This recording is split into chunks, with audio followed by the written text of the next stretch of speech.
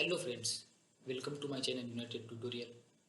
आज हम अपना ग्रेविटेशन चैप्टर का थर्ड ट्यूटोरियल देखने जा रहे हैं। लास्ट ट्यूटोरियल में हमने देखा था Newton's universal law of gravitation. तो इस ट्यूटोरियल में हम देखने जा रहे हैं अर्थ का gravitational force, acceleration due to gravity, उसका वेरिएशन, मास, वेट, इन सब चीज़ों के बारे में हम डिस्कस करेंगे।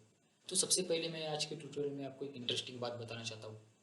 आपने तो देखा होगा या कहीं पे सुना होगा कि समंदर में भरती और ओहुटी होती है, high tides and low tides in the sea. आपको पता होगा एक रेगुलर इंटरवल के बाद समंदर में भरती और ओहुटी आती है, मतलब पानी की लेवल बढ़ जाती है, उसे हाई टाइड बोलते हैं, और पानी की लेवल जब कम हो जाती है, बहुत कम, तब उसे लो टाइड बोलते हैं। तो रेगुलर इंटरवल के टाइम के बाद होता रहता है।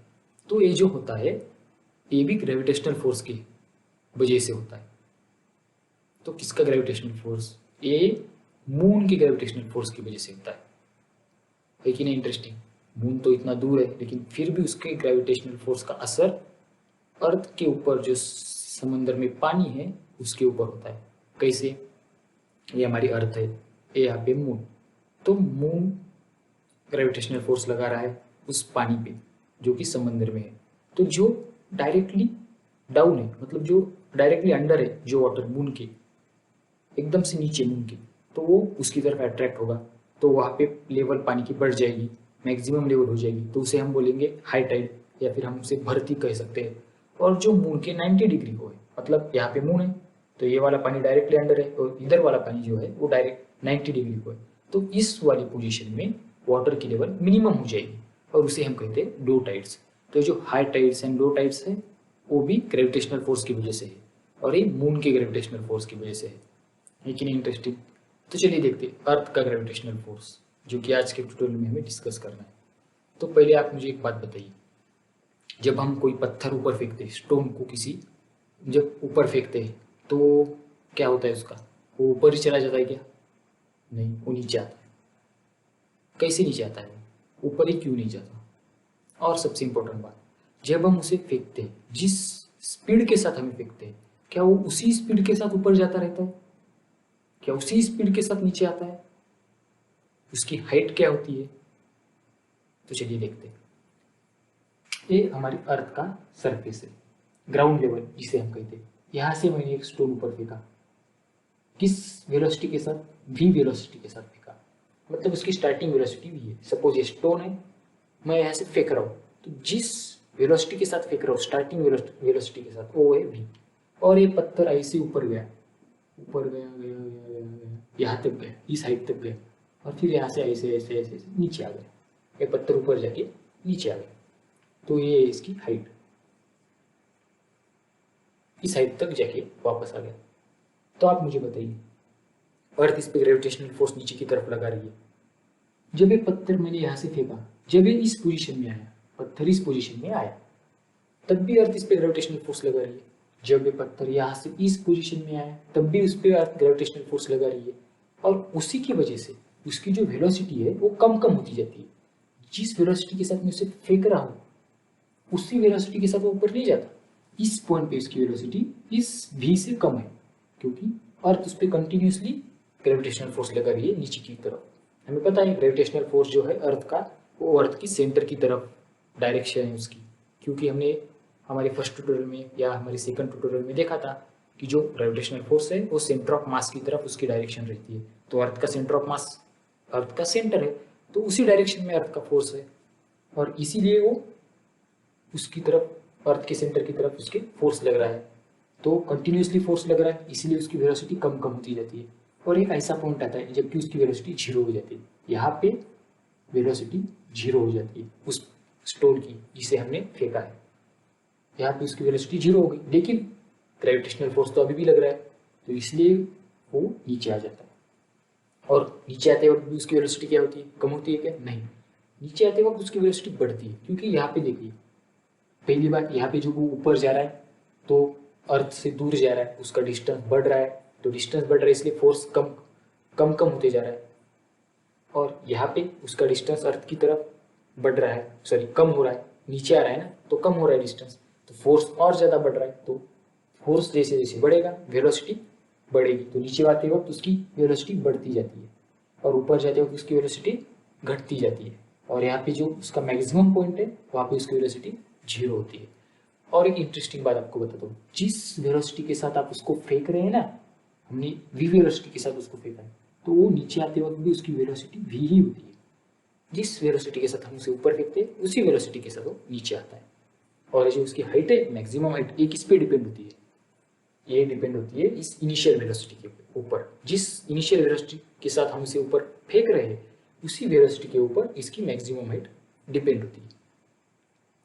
तो ये हो गया अर्थ का ग्रेविटेशनल फोर्स, जो कि हमेशा अर्थ की सेंटर की तरफ डायरेक्टेड होता है। इसीलिए जब कोई भी चीज़ हम ऊपर फेंकते हैं तो सीधा वर्टिकली डाउनवर्ड आती है, वो ऐसी ऐसी नहीं आती। हाँ, जो हल्की हल्की चीज़ें होती है वो हवा की वजह से आती है, लेकिन जब हम अर्थ के ग्रेविटेशनल फोर्स के बारे में डिस्कस कर रहे हैं, ये जो सारी हम मोशंस देख रहे हैं, ऊपर जा रहा है नीचे आ रहा है, यहाँ पे हम एकदम बाकी सारी चीज़ों को निगलेक्ट कर रहे हैं। मतलब हवा, पानी, एयर रेजिस्टेंस, इन सारी चीज़ों को हम निगलेक्ट कर रहे हैं। हम सिर्फ यहाँ पे क्या कंसिडर कर रहे हैं? Gravitational force.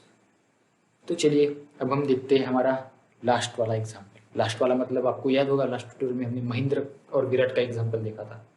तो जो महेंद्र है उसका मास हमको पता था, उसका मास है 75 kg। उसका मास हमको पता था, उसका मास था 75 kg। तो आप मुझे बताइए कि अर्थ उस पर भी फोर्स लगा रही है, तो अर्थ के और उसके बीच का फोर्स कितना है? बताइए। 75 kg उसका मास है, सीधी सी बात है। अर्थ जितना फोर्स उस पर लगा रही है वो जो फोर्स है वही उसका वेट होता है। वेट यानी अर्थ हम पे जितना फोर्स लगाती है वही फोर्स वेट होता है हमारा। तो उसका मास हमें पता है, तो चलिए हमें पता है, गिवन लिख लेते हैं हम। गिवन में हमें क्या पता है? गिवन में हमें उसका मास पता है 75 kg। और क्या चाहिए? सिर्फ इतना काफी है क्या? नहीं, फार्मूला क्या है? G m1m2/r², या फिर G m1m2/d²। आर लो, डी लो, नोटेशन कुछ भी दे सकते हो आप। तो मास महेंद्र का 75 kg, तो m1 हो गया। अभी हमें चाहिए m2। m2 हम क्या ले रहे हैं? अर्थ फोर्स लगा रही है ना महेंद्र पे, तो हमें अर्थ का भी मास चाहिए। तो हम यहाँ पे m1 m2 की जगह हम स्मॉल m और कैपिटल m लेंगे। स्मॉल m डिनोट करेगा महेंद्र का मास और कैपिटल M डिनोट करेगा अर्थ का मास। तो अर्थ का मास कितना है?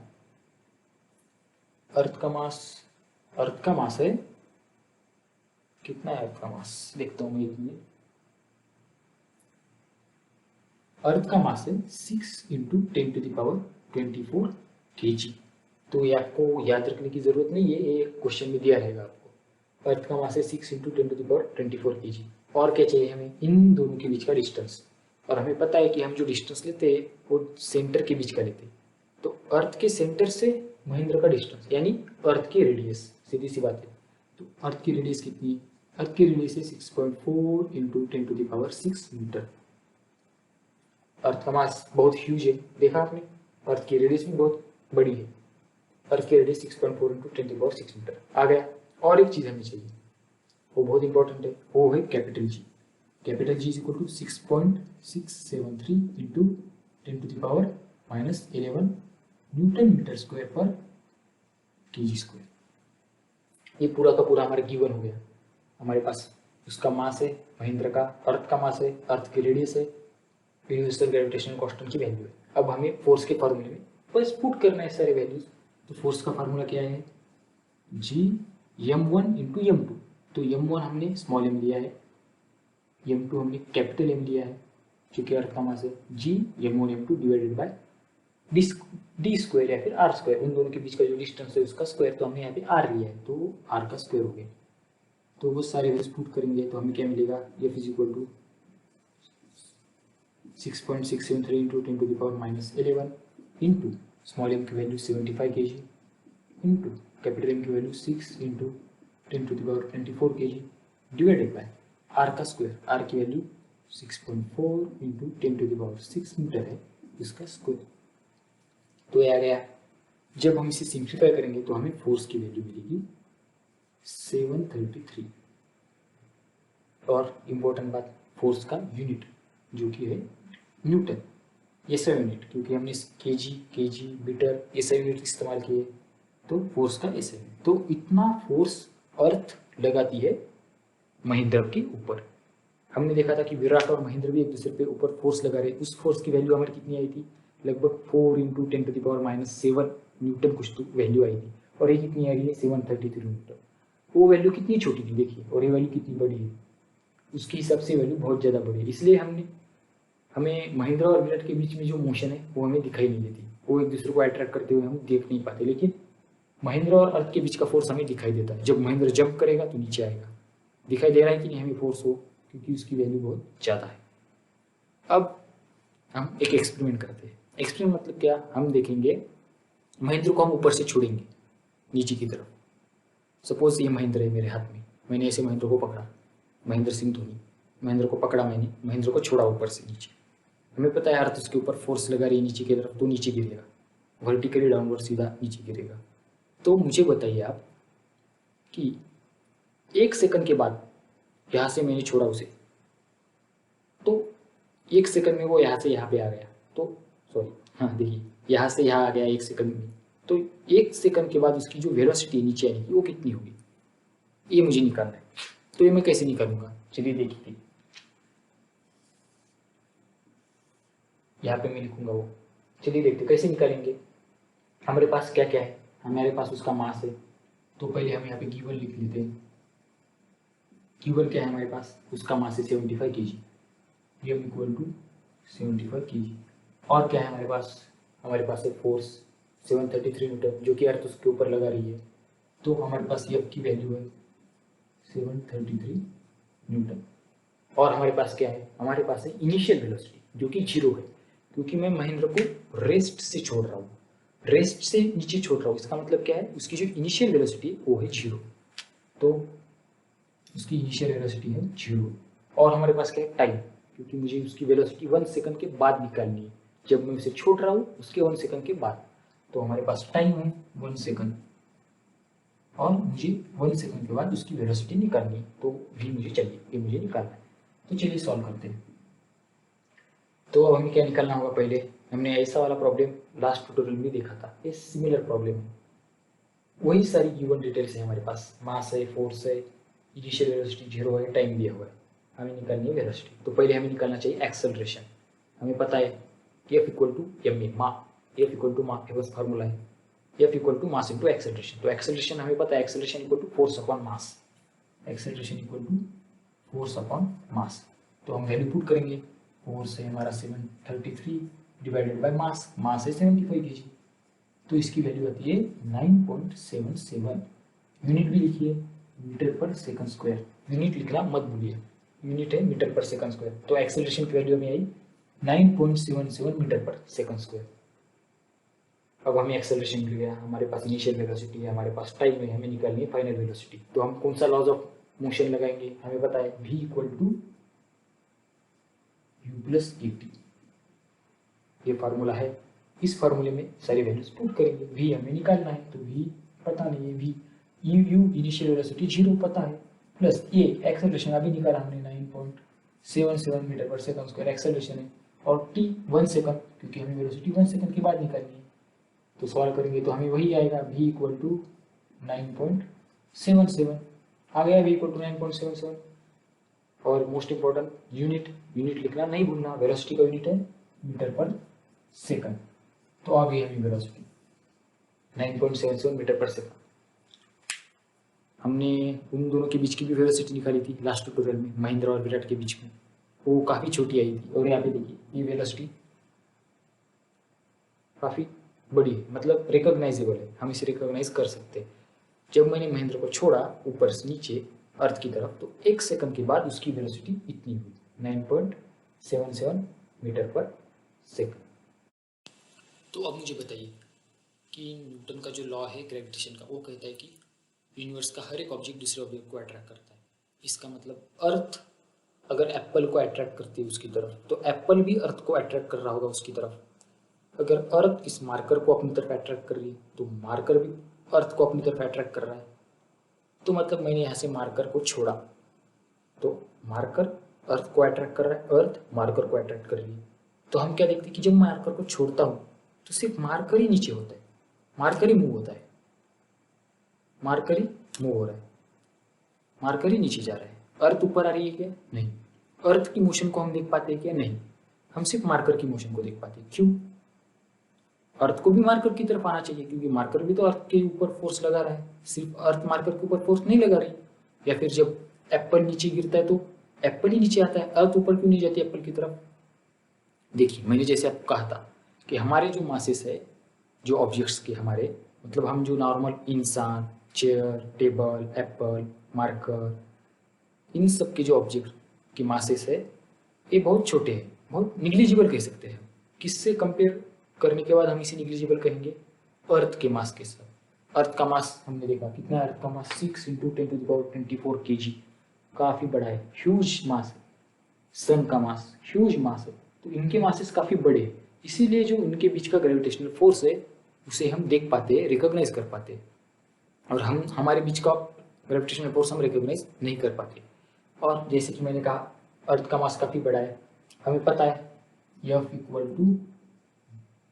= ma, मास इंटू एक्सेलरेशन। इससे एक्सेलरेशन क्या आता है? F/m, acceleration = force upon mass. तो अभी फोर्स तो कांस्टेंट है, मैंने जैसे कि कहा कि एप्पल अर्थ की तरफ जा रहा है नीचे, इसका मतलब उन दोनों के बीच में फोर्स है, तो जो फोर्स है वो कांस्टेंट है। मतलब कांस्टेंट क्यों बोल रहा हूँ मैं? क्योंकि जितना फोर्स अर्थ एप्पल के ऊपर लगा रही है उतना ही एप्पल अर्थ के ऊपर लगा रहा है, तो दोनों के लिए फोर्स सेम है, इसलिए फोर्स कांस्टेंट बोल रहा हूँ मैं। दोनों के लिए फोर्स तो सेम है, लेकिन चेंज किधर हो रहे हैं? मास में। अर्थ का मास क्या है? 6 × 10⁻24, बहुत बड़ा अमाउंट है अर्थ के मास का, तो अर्थ का मास बहुत ज़्यादा हो गया। जब अर्थ का मास इतना ज़्यादा है, डिनोमिनेटर की वैल्यू बहुत ज़्यादा है, इसीलिए एक्सेलरेशन कम आ रहा है, बहुत छोटा, निग्लिजिबल, एकदम निग्लिजिबल एक्सेलरेशन मिलता है। और एप्पल का मास जो है बहुत कम है, बहुत छोटा, तो डिनोमिनेटर में है मास, तो डिनोमिनेटर की वैल्यू जब बहुत छोटी होती है तो जो हमारे आंसर होता है वो बहुत बड़ा होता है, तो इसलिए एक्सेलरेशन क्या आ रहा है? बहुत बड़ा आ रहा है। इसका मतलब क्या है कि एप्पल जब अर्थ की तरफ जा रहा है तो एप्पल का एक्सेलरेशन ज़्यादा है। किससे ज़्यादा है?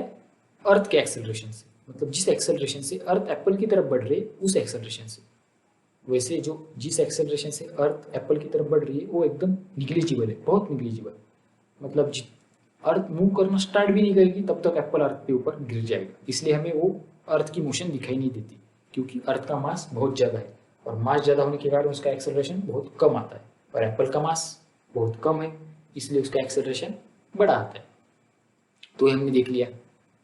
तो दूसरी बात कि अर्थ सिर्फ एप्पल पे हमारे ऊपर ही फोर्स नहीं लगाती, अर्थ मून के ऊपर भी फोर्स लगा रही है, या फिर जो आर्टिफिशियल सैटेलाइट्स अर्थ को रिवॉल्व कर रहे हैं उसके ऊपर भी फोर्स लगा रही है। तो एप्पल तो गिर रहा है, एप्पल पे ऊपर फोर्स लगा रहा है तो एप्पल गिर रहा है अर्थ पे। मून पे फोर्स लगा रही है, मून क्यों नहीं गिर रहा अर्थ पे? या फिर जो सैटेलाइट्स रिवॉल्व हो रहे हैं अर्थ के सराउंडिंग में उस पर भी फोर्स लगा रही है अर्थ, वो क्यों नहीं गिर रही है अर्थ पे? सोचिए सोचिए सोचिए। हमने हमारे फर्स्ट ट्यूटोरियल में देखा था सेंट्रीपिटल फोर्स। प्लैनेट घूमते हैं सन के सराउंडिंग में, या फिर मून घूमता है अर्थ के सराउंडिंग में, ऐसे ऐसे ऐसे गोल गोल गोल गोल घूमते हैं, लेकिन उसके ऊपर गिरते नहीं है। क्यों गिरते नहीं है? सोचिए सोचिए, मैंने आपको तब भी बताया था। देखिए, ये पाथ उस ऑब्जेक्ट का, या फिर हम कह सकते हैं मून का पाथ है, जिस पाथ में, सर्कुलर पाथ में वो घूम रहा है, और यहाँ पे सेंटर पे है अर्थ और ये घूम रहा है। तो ये किसी वेलोसिटी के साथ घूम रहा है, हमें पता है मूव हो रहा है, मतलब किसी न किसी वेलोसिटी के साथ घूम रहा है, और वही वेलोसिटी रीजन है, उसी वेलोसिटी की वजह से वो अर्थ पे नहीं गिरता। हम कहेंगे कैसे? क्योंकि आपने देखा होगा वो जो पंछी उड़ाने के लिए खेतों में ऐसे ऐसे पत्थर, रस्सी को पत्थर बांध के ऐसे घुमाते और फिर ऐसे छोड़ते, तो जब हम घुमा के एकदम स्टॉप कर देते तो पत्थर दूर चला जाता है। क्यों? पत्थर घूम रहा है पहले, जब हमने स्टॉप किया तो पत्थर को भी स्टॉप होना चाहिए, वो दूर क्यों चला जाता है? क्योंकि उसके ऊपर एक फोर्स लगता है, उस फोर्स को कहते हैं सेंट्रीफ्यूगल फोर्स। सेंट्रीफ्यूगल क्यों? क्योंकि वो सेंटर से ऑपोजिट डायरेक्शन में होता है, सेंटर से ऑपोजिट। सेंट्रीपिटल मतलब सेंटर की तरफ, सेंटर सिकिंग, और ये सेंटर की आउटवर्ड डायरेक्शन, ऑपोजिट डायरेक्शन, इसीलिए इसे सेंट्रीफ्यूगल फोर्स कहते हैं। हालांकि ये जो फोर्स होता है ये हम मतलब टेक्निकली होना नहीं चाहिए, मगर ये होता है, और इसीलिए इसे सूडो फोर्स कहते हैं। सूडो मतलब नकली, नकली फोर्स है ये, लेकिन होता जरूर है और काम का फोर्स है। इसी फोर्स की वजह से मून अर्थ पे नहीं गिर रहा। मून मोशन में है, कांस्टेंट वेलोसिटी के साथ घूम रहा है, और इसीलिए उसके ऊपर आउटवर्ड डायरेक्शन में एक फोर्स लग रहा है, सेंट्रीफ्यूगल फोर्स, और उसी फोर्स को बैलेंस कर रहा है ग्रेविटेशनल फोर्स। इसलिए मून बाहर भी नहीं चला जाता और गिरता भी नहीं है। वो दोनों फोर्स एक दूसरे को बैलेंस कर रहे हैं, और इसीलिए मून घूम रहा है अर्थ के सराउंडिंग में और वो नहीं गिरता। तो उसका रीजन क्या है? मून की वेलोसिटी, उस वेलोसिटी के साथ वो घूम रहा है, और उसी वेलोसिटी की वजह से आउटवर्ड डायरेक्शन में एक फोर्स लग रहा है, सेंट्रीफ्यूगल फोर्स, जिसे सूडो फोर्स कहते हैं, और उसी फोर्स की वजह से मून अर्थ पे नहीं गिर रहा है। तो चलिए देखते हैं अर्थ ग्रेविटेशनल एक्सेलरेशन, जिसे हम स्मॉल जी से डिनोट करते हैं, अर्थ ग्रेविटेशनल एक्सेलरेशन। तो हमें पता है अर्थ उसके नियर जो भी ऑब्जेक्ट है उसके ऊपर फोर्स लगाती है, और न्यूटन का सेकंड लॉ क्या कहता है? According to Newton second law, force results into the acceleration. इसका मतलब क्या है? हमें पता है F equal to ma, F equal to ma, mass into acceleration. मतलब फोर्स है, ऑब्जेक्ट का मास तो होता ही, तो एक्सेलरेशन आएगा। ये न्यूटन का सेकंड लॉ कहता है। अभी अर्थ फोर्स लगाती है, उसके ऊपर जो ऑब्जेक्ट्स है उनके ऊपर फोर्स लगाती है, तो इसका मतलब एक्सेलरेशन भी आएगा। तो ये वही एक्सेलरेशन है जो अर्थ के ग्रेविटेशनल फोर्स की वजह से आता है। ये जो एक्सेलरेशन ड्यू टू ग्रेविटी या फिर अर्थ ग्रेविटेशनल एक्सेलरेशन है, ये वही एक्सेलरेशन है जो अर्थ के ग्रेविटेशनल फोर्स की वजह से तैयार होता है, या फिर अर्थ के ग्रेविटेशनल फोर्स की वजह से निर्माण होता है। तो हम कैसे कह सकते हैं कि ये अर्थ की ग्रेविटेशनल फोर्स की वजह से ही हो रहा है? सीधी सी बात है, हम जब इस ऑब्जेक्ट को ऊपर फेंकते हैं तो नीचे आता है। क्यों आता है? क्योंकि अर्थ इसके ऊपर फोर्स लगा रही है, इसलिए वो नीचे आता है। किसी ना किसी एक्सेलरेशन से नीचे आएगा, ये आएगा कि नहीं? किसी ना किसी एक्सेलरेशन से नीचे आएगा। हमने लास्ट वाले प्रॉब्लम में देखा था, वो एक्सेलरेशन हमें क्या आ रहा था? 9.77 मीटर पर सेकंड स्क्वायर। वही एक्सेलरेशन ड्यू टू ग्रेविटी है, या फिर अर्थ ग्रेविटेशनल एक्सेलरेशन है, उसे स्मॉल जी से डिनोट करते हैं। वही एक्सेलरेशन वो है। अभी हम उसकी वैल्यू निकालेंगे। उसकी वैल्यू कैसे निकालते? देखिए, हमें फोर्स का फॉर्मूला पता है, F equal to ji m1 या फिर m, क्योंकि अभी हम यहाँ पे ऑब्जेक्ट जो है अर्थ के ऊपर है, तो और उन दोनों के बीच का फोर्स है ऑब्जेक्ट और अर्थ, तो स्मॉल m हम लिखेंगे उस ऑब्जेक्ट का मास, और कैपिटल हम लिखेंगे अर्थ का मास, Gmm/r²। r क्यों ले रहा हूँ मैं? क्योंकि r जो है रेडियस ऑफ द अर्थ, क्योंकि उन दोनों के बीच का जो डिस्टेंस है वो अर्थ की रेडियस है। क्योंकि हमें पता है कि फोर्स जो है वो ग्रेविटेशनल फोर्स है, और हमें डिस्टेंस जो लेना है वो सेंटर से लेना है, इसलिए F equal to Gm into capital M divided by r²। ये आ गया फोर्स। और हमें दूसरी बात ये भी पता है कि जो फोर्स अर्थ हमारे ऊपर लगाती है, जो ग्रेविटेशनल फोर्स अर्थ हमारे ऊपर लगाती है, वही हमारा वेट होता है। मतलब इस m मास के ऑब्जेक्ट के ऊपर अर्थ जो फोर्स लगा रही है, ये कैपिटल F, वही उसका वेट है। तो वेट को हम कैसे लिख सकते हैं? mg। हमें पता है वेट का फार्मूला है वेट इक्वल टू mg, और वेट मतलब ही वही फोर्स है। तो ये इक्वेशन 1 कहेंगे हम, इसे इक्वेशन 2 कहेंगे। और ये दोनों इक्वेशन से हम क्या कह सकते हैं? दोनों की राइट हैंड साइड सेम है, यफ दोनों की, सॉरी लेफ्ट हैंड साइड जो है वो सेम है, इक्वल है। इसका मतलब राइट हैंड साइड भी इक्वल होगी। तो फ्रॉम इक्वेशन 1 एंड 2 हमें क्या मिलता है? mg equal to A, mg equal to g small m capital M divided by r²। ये हमें मिलता है। क्यों? क्योंकि लेफ्ट हैंड साइड दोनों की सेम है। ये F मतलब भी वेट है, जिसका फॉर्मूला mg है, और इसीलिए इन दोनों को हम इक्वल कर सकते हैं। तो mg इक्वल टू Gmm/r² हमें मिल गया। तो यहाँ से स्मॉल m और स्मॉल m दोनों तरफ का कैंसिल हो जाता है। अगर यहाँ पे स्मॉल m मल्टीप्लीकेशन में इस साइड में हम डिवाइड में लेके आएंगे, तो न्यूमरेटर का डिनोमिनेटर का कट होगा, या फिर हम लेफ्ट हैंड साइड में भी स्मॉल m है मल्टीप्लीकेशन में, राइट हैंड साइड में भी स्मॉल m है मल्टीप्लीकेशन में, तो उसे कैंसिल कर सकते हैं। ये मैथ है सिंपल सा। तो हमें यहाँ से स्मॉल g की वैल्यू क्या मिलती है? Capital G into capital M divided by r का स्क्वायर। ये हमें स्मॉल g की वैल्यू मिली। तो देखिए हमें स्मॉल g की वैल्यू क्या मिली? Gm/r²। G capital G universal gravitational constant, और स्मॉल g मतलब एक्सेलरेशन ड्यू टू ग्रेविटी या फिर ग्रेविटेशनल एक्सेलरेशन। तो कंफ्यूज मत होइए स्मॉल g और कैपिटल G में। तो देखिए स्मॉल g की जो वैल्यू है वो किस पे डिपेंड कर रही है? इस स्मॉल m का जो ऑब्जेक्ट है मास का, उस पर डिपेंड कर रही है क्या? नहीं कर रही। उसके फॉर्मूले में सिर्फ और सिर्फ कैपिटल एम है और स्मॉल आर का स्क्वायर। स्मॉल आर का स्क्वायर मतलब अर्थ की रेडियस और कैपिटल एम अर्थ का मास। स्मॉल एम का कोई चांस नहीं, स्मॉल एम नहीं है इस फॉर्मूला में। तो आप मुझे बताइए इसका मतलब क्या है। इसका मतलब है कि ऑब्जेक्ट कोई भी रहे, जो जी की जो वैल्यू आएगी वो एक ही आएगी। मतलब इस मार्कर के लिए जो जी की वैल्यू आएगी मेरे लिए भी वही आएगी, क्योंकि इस मार्कर का मास कुछ अलग होगा, मेरा मास कुछ अलग होगा, लेकिन मेरे मास से या मार्कर के मास से इस जी की वैल्यू को कोई फर्क पड़ रहा है क्या? नहीं, क्योंकि स्मॉल एम है ही नहीं इधर, स्मॉल एम तो कैंसिल हो रहा है। ये सिर्फ और सिर्फ अर्थ के मास के ऊपर डिपेंड कर रही है और अर्थ के रेडियस के ऊपर। इसीलिए अर्थ के ऊपर जितने भी ऑब्जेक्ट्स है उन सब के लिए acceleration due to gravity equal है, सेम है। वो ऑब्जेक्ट टू ऑब्जेक्ट चेंज नहीं होता और मेन बात वो उस ऑब्जेक्ट के मास के ऊपर डिपेंड नहीं करता। तो अब हम निकालेंगे स्मॉल जी की वैल्यू। स्मॉल जी की वैल्यू कैसे निकालेंगे? देखिए स्मॉल जी फॉर्मूला हमें आ गया capital G into capital M by R square. Capital M earth का मास है, तो हम सारे वैल्यूज सब्सटीट्यूट करेंगे। तो कैपिटल जी की वैल्यू हमें पता है 6.67 इंटू 10⁻⁻11, या फिर हम 6.673 भी लिख सकते हैं। 6.673 इंटू 10⁻⁻11। कैपिटल एम अर्थ का मास हमें पता है, अर्थ का मास कितना है? अर्थ का मास है 6.24 इंटू 10⁻, एक मिनट में चेक करता हूँ, 24।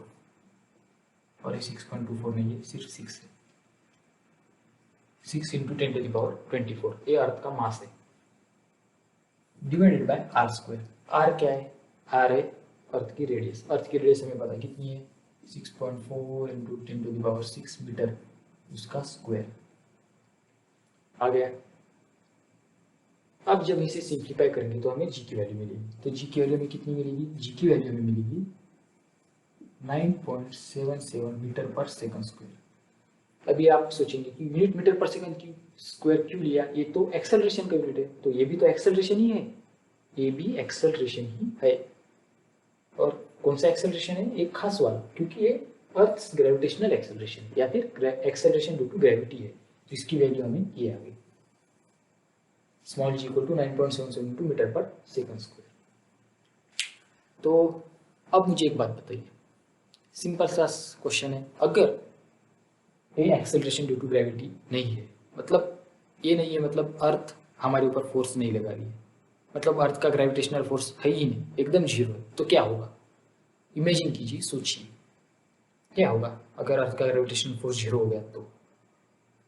हाँ, क्या होगा? सीधी सी बात है, ये जो सारी चीज़ें हैं वो हवा में उड़ने लगेंगी, फ्लोट होंगी, क्योंकि अर्थ उनके ऊपर कोई फोर्स लगा ही नहीं रही। तो हमारे जो पैर है वो अर्थ के सरफेस के कांटेक्ट में आएंगे ही नहीं, मतलब हम सब फ्लोट करेंगे हवा में, सीधी सी बात है।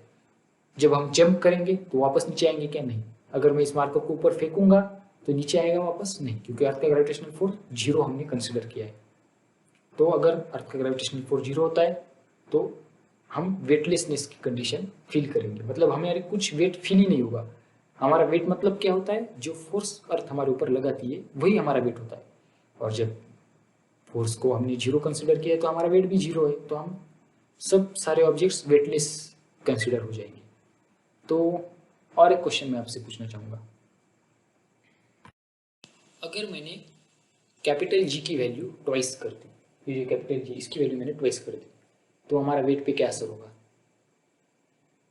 सीधी सी बात है, अगर जी की वैल्यू ट्वाइस कर दी तो ये फोर्स भी ट्वाइस हो रहा है, और ये फोर्स मतलब ही हमारा वेट है, क्योंकि ये अर्थ हमारे ऊपर लगा रही है फोर्स। तो अगर ये कैपिटल जी की वैल्यू ट्वाइस होगी तो हमारा वेट भी ट्वाइस होगा। तो और एक क्वेश्चन पूछता हूँ,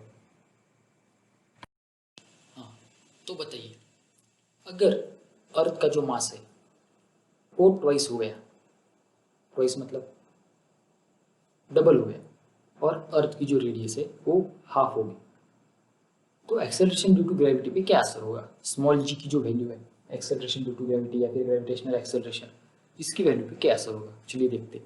हमें पता है स्मॉल जी का फार्मूला भी हमने देखा, capital G M by R square. A M mass of the earth है, a radius of the earth है। अभी हमने क्या कहा कि एक एम जो है अर्थ का मास है ट्वाइस कर दिया हमने, और ये रेडियस है वो हाफ कर दी। तो चलिए ये तो फार्मूला है, तो हमारे पास न्यू मास है, तो न्यू मास हम यम डैश लेंगे, अर्थ का नया मास यम डैश क्या है 2m, जो ओरिजिनल मास है उसके ट्वाइस है, और अर्थ की जो रेडियस है आर डैश, नई वाली रेडियस वो हाफ है, जिस जो अभी उसकी रेडियस है आर उससे हाफ है। तो हमारे पास एक गिवन दिया हुआ है, तो हमें स्मॉल जी की वैल्यू पे क्या असर होगा। तो चलिए हम स्मॉल जी, जो नया वाला स्मॉल जी जी डैश, वो निकाल लेंगे। तो हमें पता है फार्मूला जी का, जी डैश का फार्मूला हम निकाल लेंगे उससे, G M by R square हमें पता है फार्मूला। तो जी डैश का फार्मूला क्या आएगा, यूनिवर्सल ग्रेविटेशनल कांस्टेंट, उसकी वैल्यू तो कभी चेंज नहीं होगी, यूनिवर्स में वो कांस्टेंट रहता है पूरे यूनिवर्स में, तो जी का जी आ गया। तो हमें जी डैश निकालना है, तो हमें यहाँ पे एम डैश लेना पड़ेगा, तो एम डैश और आर डैश का square, G M by R square. तो जी एम मतलब हमारा एम डैश, क्योंकि हमने नया एम दिया है जो कि ट्वाइस है ओरिजिनल एम से, और आर मतलब आर डैश, क्योंकि नया आर निकालना है हमें जो कि ओरिजिनल आर से हाफ है। तो G M dash by R dash का स्क्वायर, ये हमारा जी डैश हो गया। तो चलिए एम डैश की जगह हम वैल्यू लिखते ओरिजिनल वैल्यू, तो जी डैश क्या आएगा, जी इंटू एम डैश हमारा 2m, 2m divided by R dash कितना है, आर बाई 2 है, आर बाई 2 उसका स्क्वायर। जब इसे हम सॉल्व सिंप्लीफाई करेंगे तो हमें क्या मिलेगा, 8 GM बाय आर स्क्वायर। क्या मिल रहा है देखिए, ये 2 ये आर बाई 2 है, इसका स्क्वायर मतलब आर स्क्वायर बाय 4, और ये 4 ऊपर चला जाएगा, तो 4 into 8 2, 8 GM by R square मिल गया हमें। जी डैश की वैल्यू कितनी मिल गई, 8 GM बाय आर स्क्वायर। लेकिन हमें पता है ये GM बाय आर स्क्वायर जो है ये हमारा जी है, ओरिजिनल जी। नया वाला जी कितना आया, 8 into G M by R square, और G M by R square क्या है हमारा ओरिजिनल जी है, तो हम लिखेंगे यहाँ पे 8 इंटू जी। तो हमारा जी डैश कितना आया, जी डैश आया 8G। इसका मतलब क्या है, जी डैश आया 8G, इसका मतलब अगर हम अर्थ का मास ट्वाइस करते हैं और अर्थ की रेडियस हाफ करते हैं, तो एक्सेलरेशन ड्यू टू ग्रेविटी में क्या चेंज होगा, acceleration due to gravity 8 times बढ़ जाएगा। एक्सेलरेशन ड्यू टू ग्रेविटी क्या होगा, 8 इंटू स्मॉल जी, मतलब 8 टाइम्स बढ़ रहा है, उसकी जो ओरिजिनल वैल्यू है उसके 8 टाइम्स बढ़ रहा है। तो ये प्रॉब्लम हमने देख लिया। ऐसे प्रॉब्लम्स आते हैं, कुछ भी चेंज कर सकते हैं, मास 3 टाइम्स 4 टाइम्स, रेडियस ट्वाइस कर दी, या फिर 4 टाइम्स रिड्यूस कर दी, कुछ भी कर दिया, जी की वैल्यू पे क्या असर हो रहा है निकालो, ऐसा आपको पूछ सकते हैं। सिंपल सी बात है, एम डैश नया वाला मास लेंगे हम, जो भी हमें कहा गया है ट्वाइस थ्राइस थ्राइस जो भी कहा गया है, नई रेडियस लेंगे और नया जी निकालेंगे जी डैश, उसमें से G M by R square को कॉमन लेंगे अलग, और जो भी हमें वैल्यू मिल रही वो लेंगे, और हमें पता है G M by R square तो हमारा जी है, तो जी लिख देंगे, तो हमें मिल रहा है G dash in terms of original small G. तो G dash is equal to some K into small जी हमें मिल रहा है, तो इसका मतलब वो के टाइम्स चेंज हो रहा है। इस तरीके से हम ऐसे प्रॉब्लम्स को सॉल्व कर सकते हैं।